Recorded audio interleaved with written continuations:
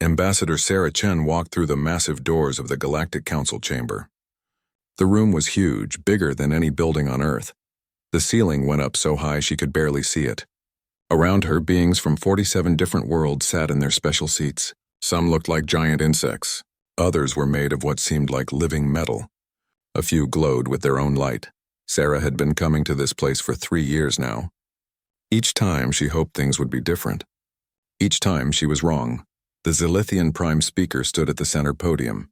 It was tall and thin, with blue skin that seemed to shift like water. When it spoke, its voice came out in perfect English, though Sarah knew it was really speaking in its own language.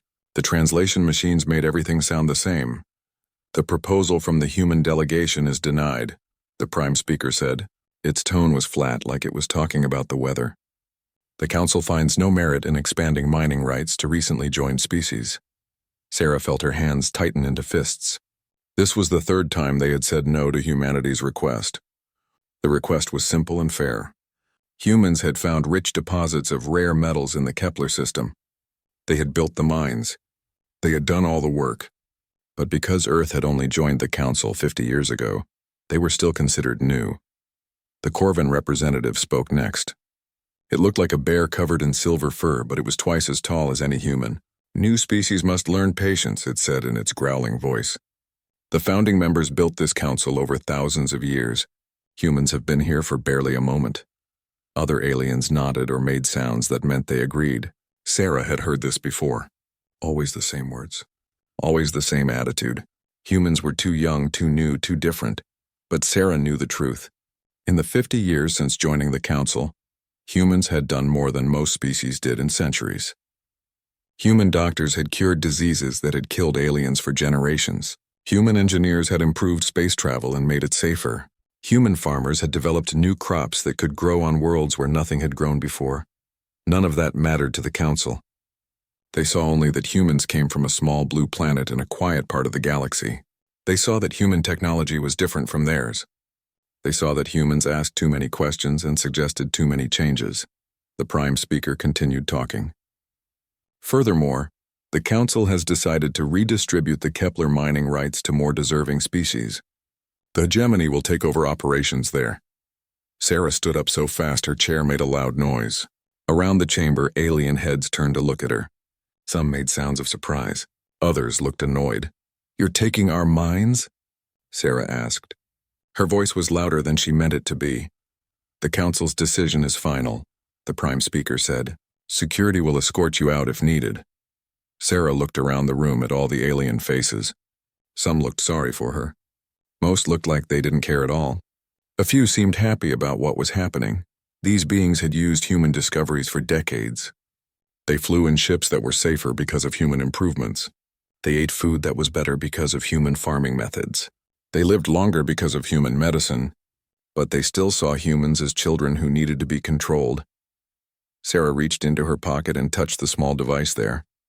It was a communicator that connected directly to Earth. She had hoped she would never need to use it. But that hope was gone now. She pressed the button and spoke quietly. "This is Ambassador Chen to Earth Command. Execute Protocol Exodus. We're done here." On the other end, General Martinez answered immediately. "Confirmed, Ambassador. Protocol Exodus is now active. All human personnel will begin withdrawal procedures." Sarah put the communicator away and looked one more time at the Council chamber. The aliens were already talking about other business. They had forgotten about her and the human delegation. To them, this was just another normal day, but Sarah knew better. Humans had been preparing for this moment since they first joined the Council. They had hoped it would never come. They had tried to work within the system. They had been patient and polite and helpful. Now that patience was over. Sarah walked toward the exit. Her assistant David Kim fell into step beside her.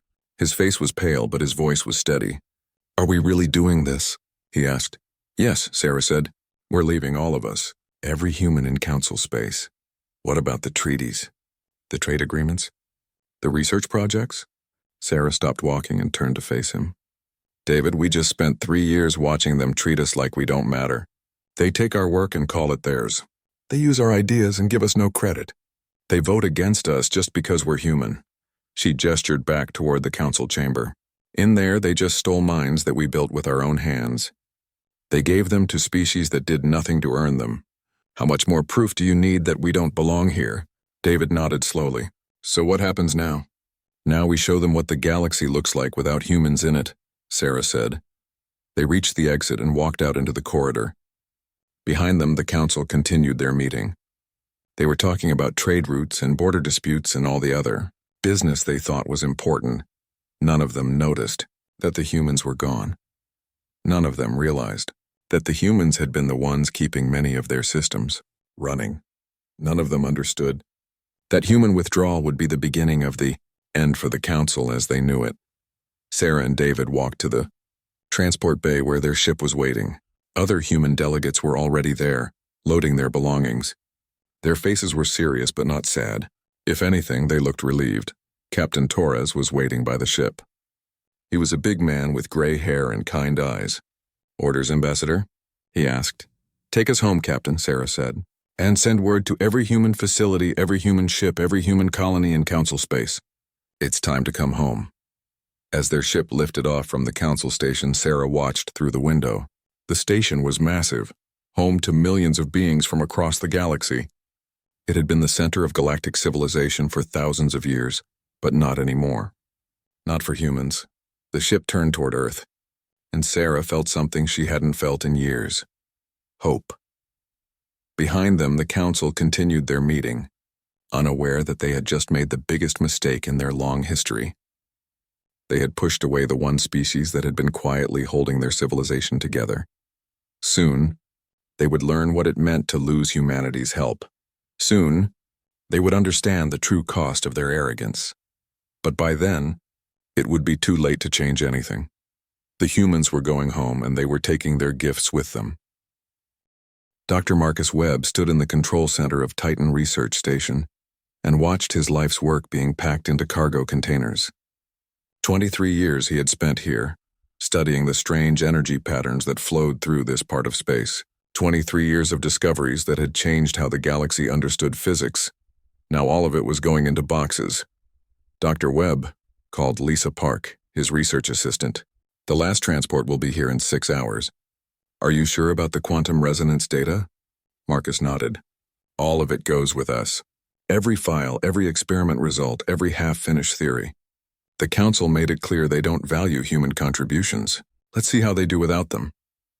Outside the station's windows, 3 large cargo ships waited in space. They looked like normal transport vessels, the kind that moved goods between worlds every day. Nobody would think twice about seeing them here. The council would assume they were just delivering supplies or picking up normal cargo. They had no idea that humanity was quietly packing up 50 years of scientific progress. Marcus walked through the station's laboratories one last time. Each room had been his second home. The quantum mechanics lab where they had figured out how to make space travel 30% more efficient. The medical research center where they had developed treatments for 16 different alien diseases.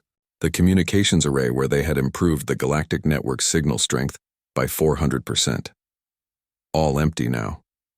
All being taken back to human space, Dr. Webb. "Incoming message from Director Hassan," Lisa said, holding out a communication pad. Marcus took it and saw the face of Dr. Amira Hassan, the head of Earth Science Directorate. Her expression was serious but determined. "Marcus, how's the evacuation going?" she asked. "On schedule," Marcus replied. "We'll have everything out in 8 hours. What about the other facilities?" "Same story everywhere. The mining stations in Sector 7 finished yesterday. The agricultural research centers in the Centauri region are packing up now. The shipyards at New Hamburg will be empty by next week." Marcus felt a strange mix of sadness and excitement. Sad to leave behind so much work, but excited about what would come next. "Any problems with the council?" "Not yet," Amira said. "They think this is just normal personnel rotation. Our cover story is holding up. They have no idea we're taking everything. That had been the genius of Protocol Exodus. For 3 years, human facilities had been quietly making copies of all their research. They had been building extra equipment and storing it in hidden locations. They had been preparing for the day when they might need to leave everything behind. But they weren't leaving everything behind. They were taking it all with them. A young technician named Carlos came running into the control room. Dr. Webb, we have a problem. One of the Zilithian supervisors is asking why we're moving so much equipment. Marcus stayed calm. They had prepared for this too. Tell him we're upgrading to newer models. Show him the fake requisition forms. Make it look routine. Carlos nodded and ran back to deal with the supervisor. Marcus and Lisa exchanged a look. They both knew how important it was that nobody suspected what was really happening. 6 months ago, when the Council had started treating humans worse than ever, Earth's government had begun planning for this day. They had studied every human facility in Council space. They had mapped every supply line and every communication network. They had figured out how to move millions of humans and all their equipment without anyone noticing. The plan was brilliant in its simplicity. Instead of dramatic exits and angry speeches, humans were just quietly leaving. They filed normal paperwork. They followed normal procedures. They made everything look like routine operations. Meanwhile, cargo ships were quietly loading up with the most advanced technology in the galaxy. Marcus's communicator buzzed. It was Captain Rodriguez from the mining station at Kepler 442. Marcus, you need to see this. We just finished loading the quantum extraction equipment. What about it? Marcus asked. I had Yuki run some calculations. This equipment has been producing 40% of the rare metals in this entire sector. Without it, the whole local economy is going to collapse. Marcus wasn't surprised. Human mining technology was decades ahead of what other species used. The Council had been depending on human-extracted materials for years without realizing it. How long before they notice? Marcus asked. The automated systems will keep running for maybe 2 weeks. After that, Rodriguez shrugged. Let's just say the Corvin Trade Federation is going to have some very unhappy customers. Similar reports were coming in from across Council space. The Meridian Medical Center, where human doctors had been treating patients from 12 different species, was closing down. The Alexandria Research Institute, where human scientists had been solving problems that had puzzled aliens for centuries, was packing up its laboratories. The new Tokyo shipyards, where human engineers had been building the most reliable ships in the galaxy, were shutting down production. Each facility looked normal on the outside. But inside, humanity was quietly taking back everything they had contributed to galactic civilization. Dr. Park came back with an update. Marcus, the quantum resonance array is loaded, but I'm worried about something. What? That array has been stabilizing the local space-time fluctuations for 5 years. Without it, ships traveling through this region are going to have problems. Big problems. Marcus had been thinking about the same thing. Human technology had become so integrated into Council infrastructure that removing it would cause cascading failures. But that wasn't humanity's problem anymore. The Council made their choice, Marcus said. They decided they could do without human contributions. Let's give them what they wanted. 2 hours later, the final transport arrived. Marcus walked through the empty station one last time. The lights were still on. The life support systems were still running. Everything looked normal, but the heart of the station was gone. All the research, all the equipment, all the knowledge that had made this place special was now on its way to human space. Marcus climbed aboard the transport and took a seat by the window. As they pulled away from the station, he could see other ships doing the same thing throughout the system. Quietly, efficiently, humanity was withdrawing from Council space. In a few weeks, the Council would start to notice problems. Their technology would begin failing. Their systems would start breaking down. Their economy would begin to struggle, and they would finally understand how much they had depended on the species they had treated with such contempt. But by then, humanity would be far away, building something new and better in the unexplored regions beyond the galaxy's edge.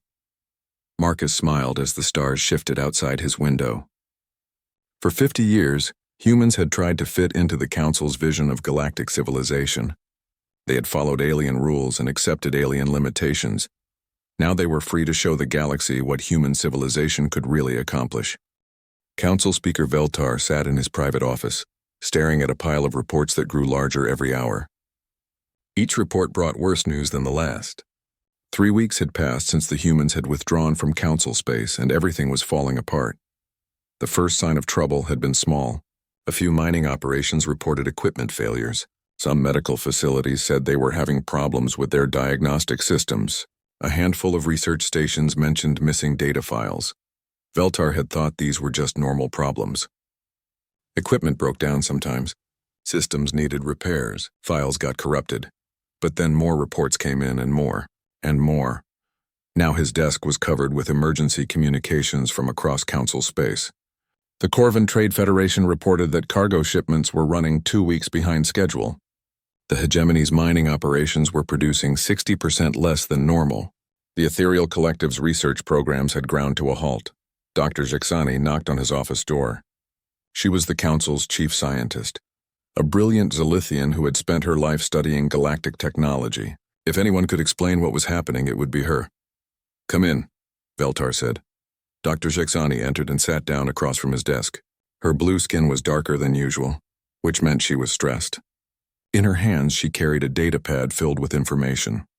"Speaker Veltar, I have completed my investigation into the recent system failures," she said. "What did you find?" Veltar asked, though he was afraid to hear the answer. "The situation is worse than we thought," Dr. Jacksani said. "Much worse." She activated her data pad and a hologram appeared above Veltar's desk. It showed a map of Council space with thousands of red dots scattered across it. Each red dot represents a system failure or significant reduction in efficiency, she explained. "As you can see, the problems are not random. They follow a very specific pattern." Veltar studied the map. The red dots seemed to cluster around certain areas, but he couldn't see what connected them. What pattern? Every single failure point was previously operated, maintained, or improved by humans, Dr. Jacksani said. The words hit Veltar like a physical blow. That's impossible. Humans were junior members of the Council. They couldn't have been that integrated into our systems. "I thought the same thing," Dr. Jacksani said, so I dug deeper into the records. What I found was shocking. She changed the hologram to show a timeline.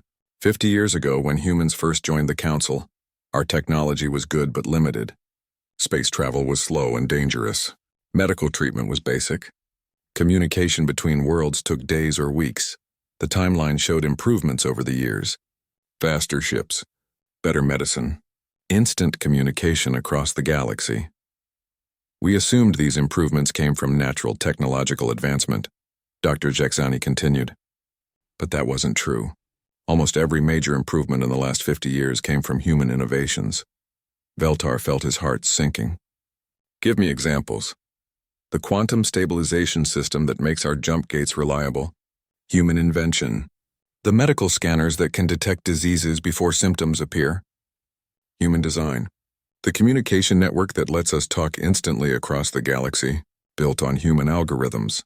The hologram changed again, showing detailed technical diagrams. "But it's worse than that, Speaker. Humans didn't just invent these technologies. They were the ones maintaining them, improving them, and adapting them to new situations." "Why didn't we know this?" Veltar asked. "Because humans were very quiet about their contributions. They filed their reports through junior departments. They published their research in obscure journals. They made their improvements seem like routine maintenance." Dr. Jacksani pulled up another set of data. "I think they were trying to avoid making other species feel bad about depending on human technology. They made everything look like team efforts or natural developments." Veltar realized the terrible truth. Humans had been humble about their achievements. They had let other species take credit for human innovations. They had worked behind the scenes to make everyone else look good, and the Council had repaid them by treating them like children. "How bad is the damage?" Veltar asked. "Without human maintenance, most of our advanced systems will fail within 6 months, Dr. Jacksani said. "Some critical systems are already breaking down." She showed him a new report. "The jump gate network is experiencing cascade failures. 3 gates have already shut down completely. If we lose many more, entire sectors will be cut off from the rest of the galaxy." Another report appeared. Medical facilities across Council space are reporting that they can't treat diseases that were easily curable just a month ago. Apparently, the treatments required human-developed medicines and procedures. More bad news followed. Agricultural worlds are struggling because they can't maintain the crop enhancement systems that humans installed. Food production is dropping rapidly. Veltar put his head in his hands. "How could we have been so blind?" "We saw what we expected to see," Dr. Jacksani said gently. "Humans were new to the galaxy. Their technology looked different from ours. We assumed that meant it was primitive. But it wasn't primitive at all," Veltar said. "No, It was advanced beyond anything we had ever seen, but humans presented it in ways that made it seem familiar and non-threatening. The two Zilithians sat in silence for a moment, thinking about the magnitude of their mistake. "Can we fix this?" Veltar finally asked. Dr. Jexani shook her head. "Not quickly. It would take us decades to redevelop the technologies that humans created, and we don't even understand how most of their systems work. What about asking the humans to come back? I already tried to contact the human embassy. It's closed." Their diplomatic staff left the day after Ambassador Chen's final speech. Veltar remembered that speech. Chen had been angry but professional. She had said that humanity was withdrawing from council space to pursue other opportunities. At the time, he had thought it was just wounded pride. Now he realized it had been a declaration of independence. "Do we know where they went?" Veltar asked. "Our long-range sensors detected large human fleets moving toward the Galactic Rim. Beyond that, we have no information." "The Galactic Rim? That's unexplored space. Why would they go there?" Dr. Jexani was quiet for a moment.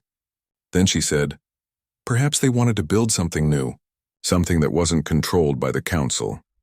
As if to emphasize her point, Veltar's communicator buzzed with another emergency report. This one was from the Centauri Mining Consortium. Their primary extraction facility had just suffered a complete system failure. Without immediate repairs, the entire operation would shut down. Veltar looked at the report and realized that humans had probably designed and maintained that facility too. Like so many others across council space, Dr. Jexani, prepare a presentation for the full council session tomorrow. They need to understand what we've lost. "What will you recommend?" she asked. Veltar was quiet for a long time. Finally, he said, "I don't know. For the first time in my career, I honestly don't know what to do." After Dr. Jexani left, Veltar sat alone in his office, surrounded by reports of failing systems and collapsing infrastructure. Outside his window, he could see the great council station continuing its slow rotation. Everything looked normal, but nothing was normal anymore. The foundation of galactic civilization was crumbling, and it was all because the council had driven away the one species that had been quietly holding everything together. For centuries, the council had believed in the superiority of the founding species. They had seen themselves as the natural leaders of the galaxy. Now they were learning that leadership wasn't about age or tradition. It was about contribution and competence, and in that contest, humanity had already won. Admiral Sarah Chen stood on the observation deck of New Geneva Station and watched the construction of humanity's 5th shipyard. The sight never got old.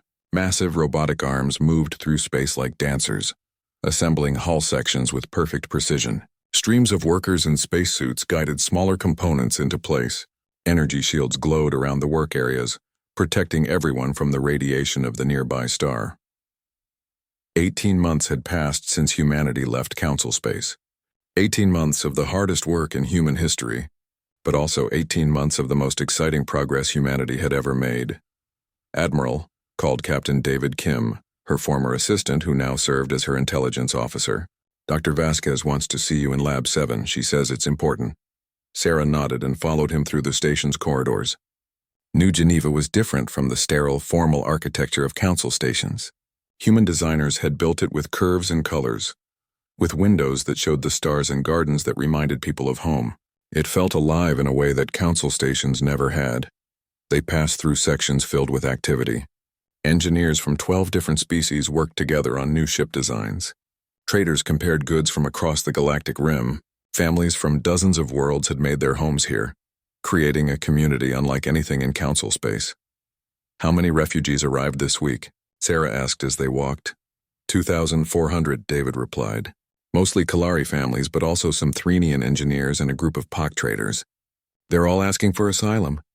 Sarah wasn't surprised. Word had spread across the galaxy about the human colonies beyond the rim. Stories told of worlds where species were judged by their contributions rather than their origins, where new ideas were welcomed instead of feared, where anyone could build a better life through hard work and creativity. The refugees weren't just running from council oppression, they were running toward opportunity. Dr. Elena Vasquez was waiting in Lab 7 with a smile that could have powered a small city. She was a small woman with gray hair and excited eyes, the kind of scientist who lived for the moment of discovery. "Sarah, you need to see this," she said, leading them to a large viewing window. Outside, a sleek silver ship hung in space. It was smaller than traditional council vessels, but somehow looked more advanced. Its hull had a flowing design that seemed almost organic. "Is that the new prototype?" Sarah asked. "Not just any prototype," Elena said. "This is the breakthrough we've been working toward for 6 months." She activated a holographic display that showed the ship's technical specifications. "We call it the Phoenix Drive. It doesn't use jump gates at all." Sarah studied the data with growing excitement. "How fast is it?" "From here to the Andromeda Galaxy in 3 weeks," Elena said. Sarah felt her breath catch. The Andromeda Galaxy was millions of light years away. Council ships would take centuries to make that journey. Even using their fastest jump gates, how is that possible? David asked. "We combined human spatial folding theory with Kalari bio-neural processors and Threnian quantum mathematics," Elena explained. "None of us could have done it alone. But together," she gestured toward the ship, "together we've created something that makes Council technology look like stone tools." Captain Maria Rodriguez appeared on the laboratory's communication screen. She was the test pilot for the new ship, a woman known for her steady nerves and quick thinking. "Dr. Vasquez, we're ready for the long-range test," Rodriguez said. "Permission to begin?" "Granted," Elena replied. "Take us to the Vega system and back." The Vega system was 8 light years away. Using Council technology, the journey would take weeks. Using the Phoenix Drive, it should take hours. Sarah watched as the silver ship oriented itself toward its destination. For a moment, nothing happened. Then space around the ship seemed to ripple like water. The ship didn't move forward so much as the universe seemed to move around it. And then it was gone. "Incredible," David whispered. 4 hours later, the ship reappeared in exactly the same spot. Captain Rodriguez's voice came through the speakers, calm and professional. "Phoenix 1 to New Geneva Station. Mission complete. Travel time 3 hours 47 minutes. All systems nominal." The laboratory erupted in cheers. Elena was crying with joy. David was laughing and shaking his head in amazement. Sarah felt a pride deeper than anything she had experienced as a diplomat. This was what humanity could accomplish when they were free to explore their potential. "Elena, how soon can we build more ships like this?" Sarah asked. "With our current facilities, we could have a fleet of 50 within a year. A fleet of 500 within 3 years. Sarah nodded thoughtfully. "Do it, but keep this technology secret for now. We need to be ready before the Council learns what we've developed." Over the following weeks, more good news arrived from across human space. The agricultural colonies were producing food surpluses using techniques that combined human, Kalari, and Threnian knowledge. The mining operations were extracting resources more efficiently than anything in Council space. The research stations were making discoveries at a rate that amazed even their own scientists. But the best news came from the refugee camps. "Admiral, you should see this report from New Sydney," David said during their weekly briefing. New Sydney was one of the first refugee settlements, built for species fleeing Council oppression. Sarah had worried it would become a place of poverty and desperation. Instead, it had become a thriving city. "The Kalari refugees have developed new medical techniques that are 50% more effective than Council standards," David reported. "The Threnian engineers have designed manufacturing systems that are completely automated.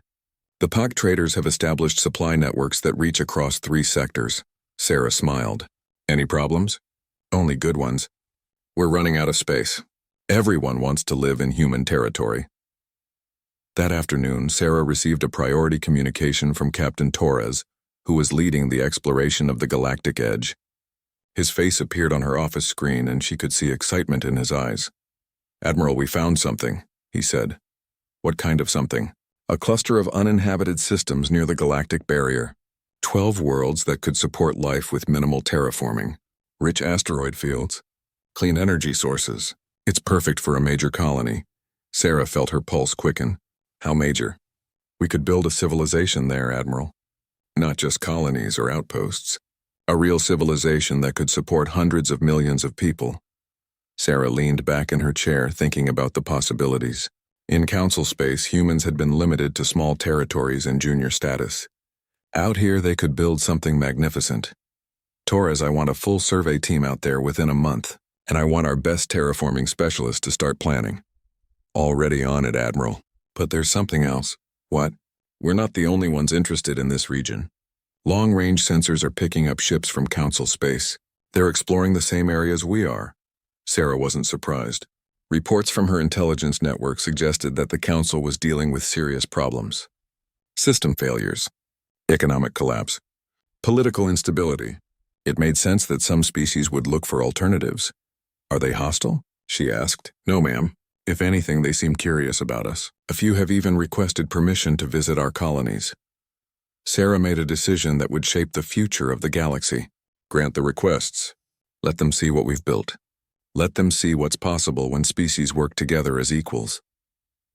A year later, Sarah stood on the same observation deck where she had watched the construction of humanity's first shipyard. Now she could see dozens of ships coming and going.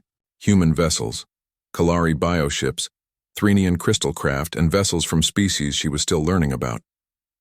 The galaxy was changing. The Council's monopoly on civilization was ending.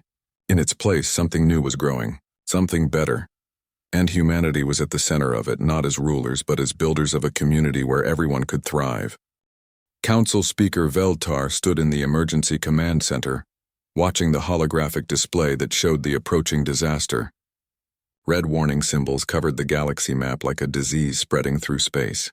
Each symbol represented a Void Seeker ship, part of an invasion force that had broken through the outer defense grid. 3 years had passed since humanity left Council space. 3 years of struggling with failing technology and collapsing infrastructure. Now when the Council needed their defenses most, those defenses were crumbling. Report, Veltar ordered. General Korax of the Hegemony stepped forward. He was a massive creature, covered in scales and carrying weapons that could level buildings. But today he looked worried.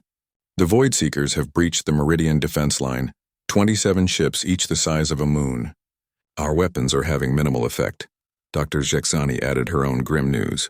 The quantum defense grid is operating at 30% efficiency. Without human maintenance, most of the systems are failing. How long do we have? Veltar asked. At their current rate of advance, the Void Seekers will reach core Council worlds within 6 weeks, General Korax said. Veltar felt his heart racing. The Void Seekers were an ancient enemy from outside the galaxy. They consumed entire worlds, turning planets into empty husks. The Council had fought them for centuries, always managing to keep them contained in the outer regions. But that was when Council technology worked properly. What about evacuation? Veltar asked. The transport network is too damaged, Dr. Jexani said. We can't move populations quickly enough. Most jump gates are offline or unreliable. Around the command center, representatives from 47 species watched the displays with growing fear. These were the same beings who had voted to take humanity's mining rights, who had dismissed human contributions as unimportant, who had treated Earth's delegation like children. Now they were facing the consequences of their arrogance. Speaker Veltar called Ambassador Thex of the Corvin Trade Federation. What about asking the humans for help? The question hung in the air like a challenge. For 3 years, the Council had been too proud to admit their mistake. They had suffered through system failures and economic collapse rather than acknowledge how much they had depended on human technology, but pride was a luxury they could no longer afford. Draft a message to Earth, Veltar said quietly. Formal diplomatic channels. Offer them full Council membership with voting rights equal to the founding species. Sir, Dr. Jexani said gently, we don't know where Earth is anymore. Our deep space sensors haven't detected any human activity since they left. That was true. After leaving Council space, humanity had simply disappeared. Intelligence reports suggested they had gone to the galactic rim, but no one knew for certain. Try the old diplomatic frequencies, Veltar ordered. Send the message on all channels. Someone must be listening. 6 hours later, a response came, but it didn't come from Earth. Instead, the main communication screen lit up with the image of Admiral Sarah Chen, now wearing a uniform that no Council member recognized. Behind her, Veltar could see what looked like a ship's bridge. But it was unlike any Council vessel. The design was sleek and organic, with displays that seemed to float in the air. Crew members from multiple species worked at stations that looked more like art than technology. Speaker Veltar, Chen said, her voice calm and professional. I received your message. Humanity appreciates the Council's offer of full membership. Admiral Chen, Veltar said, feeling relief. Thank you for responding. As you can see, we face a crisis that threatens the entire galaxy. We need humanity's help. I understand, Chen said. The Void Seekers have broken through the defense grid. Your weapons and ships are operating below minimum efficiency. Your evacuation networks are failing. Veltar was surprised by how much she knew. You've been monitoring our situation? We've been monitoring the entire galaxy, Chen said. We're aware of the Council's difficulties. Then you'll help us? General Corax demanded. Chen was quiet for a moment. When she spoke, her words were careful and measured. The Human Confederation has been discussing this situation. We've decided to offer assistance, but not in the way you might expect. What do you mean? Veltar asked. We're extending an invitation to any species willing to join the Human Confederation, as equals, not as junior members or probationary species. Full membership with full rights. The command center erupted in confused voices. Representatives demanded to know what Chen was talking about. General Corax roared that this was not the time for political games. Veltar raised his hand for silence. Admiral, the Council has existed for thousands of years. We are the legitimate government of galactic civilization. Chen corrected gently. The Council was the government of galactic civilization. But civilizations change. The galaxy has moved beyond the Council's ability to govern effectively. She gestured toward something off-screen. 3 years ago, when humanity left Council space, we didn't just withdraw. We've been building something new. Something better. The display behind Chen changed to show a star map. But it wasn't the galaxy that Veltar knew. This map showed hundreds of systems connected by glowing lines. Dozens of species working together. Massive construction projects that dwarfed anything in Council space. This is the Human Confederation, Chen said. 57 species working together as equals. No founding members. No junior species. No ancient privileges. Just beings who want to build a better future. Impossible, General Corax said. No government could organize that many species effectively. You're right, Chen said. No government could.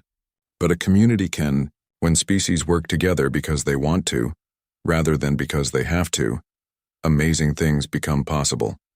She touched a control, and the display changed again. Now it showed ships unlike anything in Council space, sleek vessels that seemed to bend space around them. Our Phoenix drive ships can travel from one side of the galaxy to the other in weeks instead of months. Our medical technology can cure diseases that Council doctors consider incurable. Our agricultural systems can feed billions while healing damaged worlds. Veltar felt a growing sense of dread. What are you saying? I'm saying that the galaxy has already chosen Speaker Veltar. Over the past year, 43 species have left Council space to join the Confederation. More leave every week. Dr. Jacksani checked her datapad and confirmed Chen's words. It's true, Speaker. We've been classifying them as exploration missions or trade expeditions, but they're not coming back. Chen continued speaking. The Council represents the old way of doing things. Hierarchy based on age instead of contribution. Power based on tradition instead of competence. Fear of change instead of embrace of growth. But the Void Seekers, Veltar said desperately. They threaten everyone, including your Confederation. Yes, they do, Chen agreed. Which is why Confederation forces are already engaging them. Another display appeared showing space battles far beyond Council borders. Ships with the flowing design Chen had shown earlier were fighting the massive Void Seeker vessels, and they were winning. Our Phoenix drive ships can outmaneuver anything the Void Seekers have, Chen explained. Our weapons are more precise and powerful than anything in Council space. We've stopped their advance at the Galactic Rim. General Corax stood up so quickly his chair fell over. Then why aren't you protecting Council worlds?